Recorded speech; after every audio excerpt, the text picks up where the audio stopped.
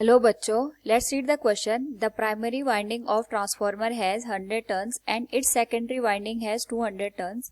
The primary is connected to an AC supply of 120 volt and the current flowing in it is 10 ampere. The voltage and current in the secondary are.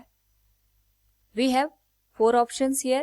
Now first of all, we will discuss here the key concept, and in this particular case the key concept is transformation ratio. तो यहाँ पे जो transformation ratio है in a transformer, it is the ratio of input voltage with respect to output voltage in terms of number of turns in primary and secondary side. तो अगर हम यहाँ पे गिवन वैल्यूज की बात करें, यहाँ पे हमें गिवन है the number of turns in primary side that is N1 equals 100.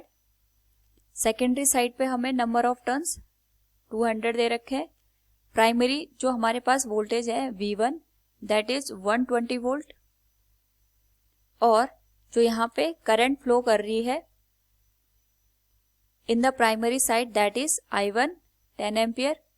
हमें यहाँ पे V2 सेकेंडरी एंड की वोल्टेज और I2 सेकेंडरी एंड की करंट का पता करना है. नाउ अगर हम यहाँ पे देखें, जो ट्रांसफॉर्मेशन रेशियो है that is given as N1 N2 equals V1 V2. Primary और सेकेंडरी एंड पे जो नंबर ऑफ टर्न्स का रेशियो होता है वही वोल्टेज का रेशियो होता है. So it will become 100 divided by 200 is equal to 120 divided by V2. So V2 की वैल्यू यहां से हो जाएगी 120 इंटू 200 डिवाइडेड बाय 100. तो हमारे पास यहाँ पे वोल्टेज की वैल्यू मिल गई 240 वोल्ट. सिमिलरली अगर हम यहाँ पे सेकेंडरी एंड की करंट का पता करें, it will also be given by the transformation ratio that is N1 N2, और जो करंट का रेशियो होता है रेसिप्रोकल हो जाता है that is I2 divided by I1. N1 की वैल्यू हमें गिवन है 100, N2 की वैल्यू गिवन है 200, I2 की वैल्यू हमें फाइंड आउट करनी है, और I1 की वैल्यू हमें पता है यहाँ पे 10.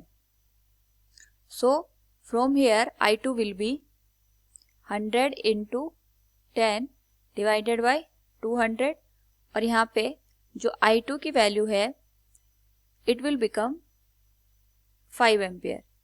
So from the given question अगर हम यहाँ पे देखें, दो सेकेंडरी वोल्टेज और करंट की वैल्यू होगी that will be 240 volt and 5 ampere respectively. Option A will be the correct answer. Hope all you understood it. Thank you and best of luck.